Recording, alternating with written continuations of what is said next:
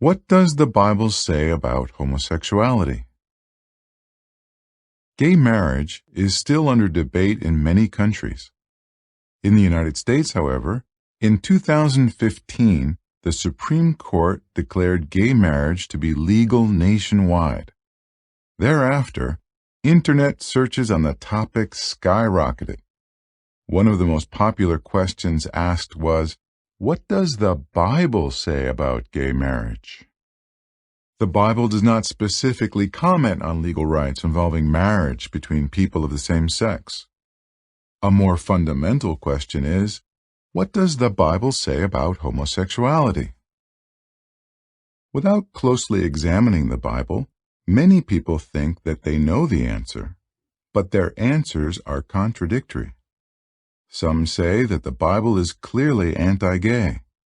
Others claim that the biblical command to love your neighbor supports any and all sexual lifestyles. Romans 13:9. What does the Bible say? Which of these statements would you consider to be true? 1. The Bible condemns homosexual acts. 2. The Bible condones homosexual acts. 3. The Bible promotes homophobia, a hatred of or prejudice toward homosexuals. Answers. 1. True. The Bible says men who practice homosexuality will not inherit God's kingdom. 1 Corinthians 6:9 and 10. The same applies to women. 2. False. The Bible teaches that sex should be engaged in only by a male and a female who are married to each other. 3. False. Although the Bible condemns homosexual acts, it does not encourage prejudice, hate crimes, or any other kind of mistreatment of homosexuals. Romans 12:18 reads, "Be peaceable with all men." Does the Bible promote prejudice? Still, some people would say that the Bible promotes prejudice against homosexuals, and that those who adhere to its moral code are intolerant. The Bible was written at a time when people were narrow-minded, they claim. Today we accept people of all races, nationalities, and sexual preferences. To them, rejecting homosexuality is the same as rejecting people of a different skin color. Is that comparison valid? No. Why not? Because there is a difference between rejecting homosexual conduct and rejecting homosexual people. The Bible tells Christians to be respectful of all kinds of people. 1 Peter 2:17 reads, "Honor men of all sorts." But that does not mean that Christians must accept all kinds of conduct. Consider a comparison. Suppose you view smoking as harmful and even repugnant. What if you have a workmate who is a smoker? Would you be considered narrow-minded just because your view of smoking differs from his? Would the fact that he smokes and you do not smoke automatically mean that you are prejudiced against him? If your workmate were to demand that you change your view of smoking, would that not make him narrow-minded and intolerant? Is the Bible's view cruel?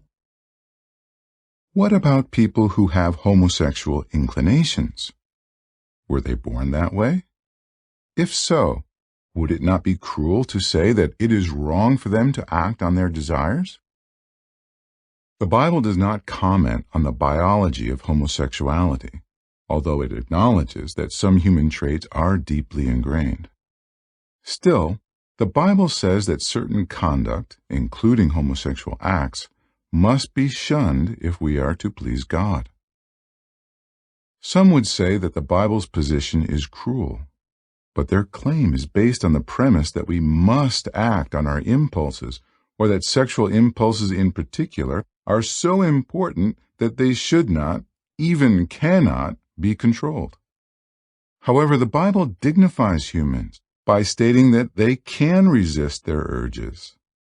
Unlike animals, They can choose not to act on their impulses. Colossians 3:5 reads, "Deaden therefore your body members that are on the earth as respects sexual immorality, uncleanness, uncontrolled sexual passion." Consider a comparison. Some experts say that certain behavioral traits, such as aggression, may have a biological cause. The Bible does not specifically comment on the biology of aggression, but it does acknowledge that some people are prone to anger and disposed to rage. Proverbs 22:24 and 29:22. Yet the Bible also says, "Let go of anger and abandon rage." Psalm 37:8. Few people would disagree with that advice or say that it is cruel to those who have aggressive tendencies. In fact, even those experts who believe that anger is rooted in a person's genetic makeup work hard to help people control such tendencies. The Bible counsel applies. Each one of you should know how to control his own body in holiness and honor, not with greedy, uncontrolled sexual passion. 1 Thessalonians 4:4 and 5. That is what some of you were. Those who wanted to become Christians in the first century came from various backgrounds and lifestyles, and some of them made significant lifestyle changes. For example, the Bible speaks of those who are sexually immoral, idolaters, adulterers, men who submit to homosexual acts, and then it adds, "That is what some of you were." 1 Corinthians 6:9-11.